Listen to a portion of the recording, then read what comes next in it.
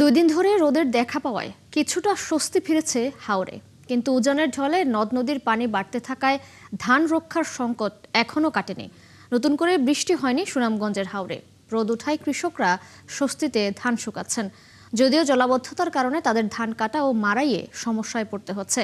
নেত্রকোনার হাওরগুলোতেও পানি কমছে, সেখানেও ধান কাটতে ব্যস্ত কৃষক। কিশোরগঞ্জ ও ভৈরবের জোয়ানশাহী হাওর সহ বিভিন্ন হাওরে পানি থাকায় ধান কাটা এখনো শেষ হয়নি। এদিকে সরকারের নির্ধারিত দামে ধান বিক্রি করতে না পেরে ক্ষোভ জানিয়েছেন কৃষকরা। তারা আরও জানিয়েছেন, সরকারের কর্মকর্তা ক্ষয়ক্ষতির তথ্য গোপনের চেষ্টা করছেন। দর্শক, হাওরে ধান কাটার সর্বশেষ পরিস্থিতি জানাতে আমাদের সাথে যুক্ত হচ্ছেন সহকর্মী মির্জা হৃদয় সাগর। সাগর, একটু জানাবেন ধান রক্ষায় কৃষকরা কি পদক্ষেপ নিচ্ছেন এবং ধান সরকারিভাবে বিক্রি করতে কোনো ভোগান্তি হচ্ছে কিনা কৃষকদের জানাবেন।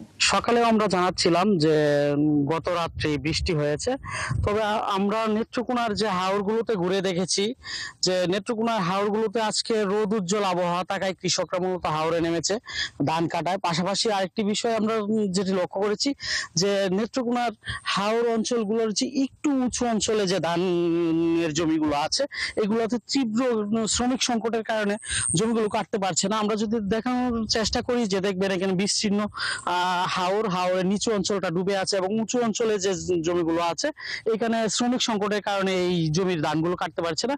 এক দুইজন কৃষক যারা হাওরে নামছে নিজের জমি নিজেই কাটার চেষ্টা করছে এবং নিজে ঘরে তোলার চেষ্টা করছে। আসলে হাওরে ডুবে থাকা ধানগুলো তোলার জন্য কৃষকরা প্রাণপণ চেষ্টা করেছে কয়েকদিন, তবে রোদ কয়েকদিন যাবৎ রোদ দেওয়ায় রোদে ধান শুকানোর চেষ্টাতেই তারা ব্যস্ততা বেশি। আর শ্রমিক সংকট থাকায় নতুন করে আর ধান কাটতে পারছে না।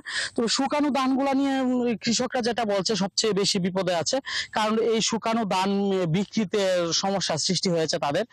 পর্যাপ্ত দাম পাচ্ছে না, যদিও কৃষি বিভাগ থেকে বা সরকার থেকে 1440 টাকা মন নির্ধারিত করেছে, তবে কৃষকরা যে অভিযোগটি করছে যে তারা 300, 400, 500 টাকার বেশি মনে ধান বিক্রি করতে পারছে না। কিন্তু এই জমির ধানগুলোই কেটে আনতে তারা কাঠা প্রতি 3000 থেকে 2500 টাকা পর্যন্ত খরচ করতে হচ্ছে।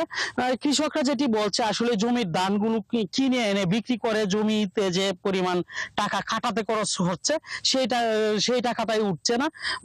সর্বসাফল্যে বলতে গেলে যে এই হাওর অঞ্চলের কৃষকরা বিপর্যস্ত অবস্থায় আছে। তারা যেটি বলছে যে আসলেই ডুবে যাওয়া ধান তুলে এনেও কোনো লাভ হচ্ছে না, সম্পূর্ণভাবেই ক্ষতিগ্রস্ত দিকে আছে। আর রোদ থাকায় কিছুটা চেষ্টা করছে কিছুটা ধান নিজেদের কুড়াকির জন্য সংরক্ষণ করতে। তৃষা, এই ছিল নেত্রকোনা থেকে সর্বশেষ। সাগর, ধন্যবাদ আপনাকে যুক্ত হবার জন্য। আপনি সঙ্গেই থাকবেন, নিশ্চয়ই আবারও যুক্ত হবো আপনার সঙ্গে। দর্শক, নেত্রকোনা থেকে যুক্ত ছিলেন সহকর্মী মির্জা হৃদয় সাগর। হাওরে ধান কাটার সম্পর্কে তিনি জানাচ্ছিলেন।